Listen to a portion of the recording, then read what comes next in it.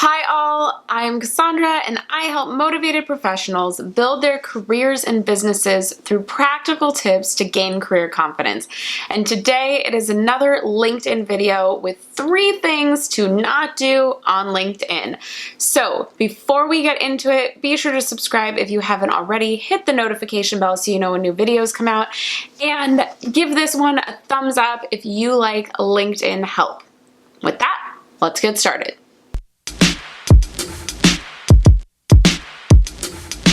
So number 1, don't post things that aren't in the professional realm.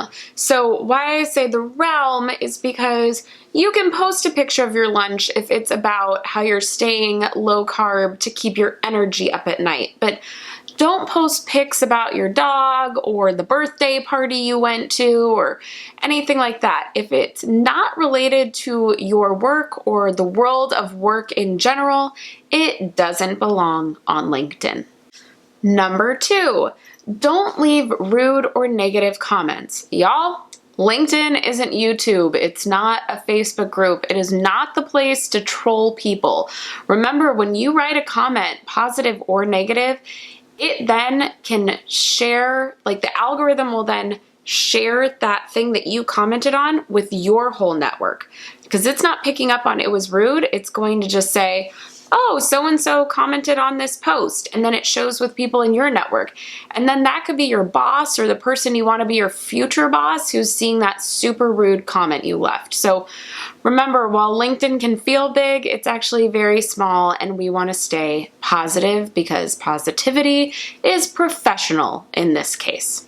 Now, that doesn't mean you can't disagree with someone, but when you disagree, do it with kindness and diplomacy. Don't just tell them they're stupid or that was wrong. Tell them, you know, I kind of see it this way. This is my perspective on it. What do you think about that idea? And get a conversation going that's respectful. And then try and do this sort of thing on YouTube and Facebook as well.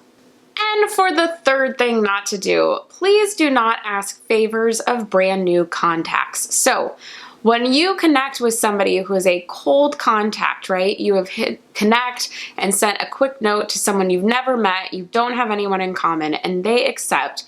Do not straight up ask them for a favor, ask them to buy something, ask them for their time in some way. They do not know you. So don't ask them if they will meet you for coffee or if they will buy your product. You need to work up to that. You need to build this relationship and nurture it before you can ask those sorts of things. And finally, a couple of things you can do. Number 1, you can connect with me on LinkedIn. I would love to connect with you. Just leave a note when connecting saying that you watch the YouTube videos and I'll know that we should connect. You can find my link in the description box below. And number 2, if you're like, okay, I don't even know if my profile looks good, I can help you out. I have a whole LinkedIn all-star profile checklist. It's in the description box as well. So go check that out so you can start doing some great things on LinkedIn and avoid major pitfalls like the ones we talked about today. That is it for this very quick video. I hope it was helpful. Like I said before, if it was, give it a thumbs up. You should be getting suggestions of other videos to watch right over here. So keep watching and I will see you in the next one. Bye.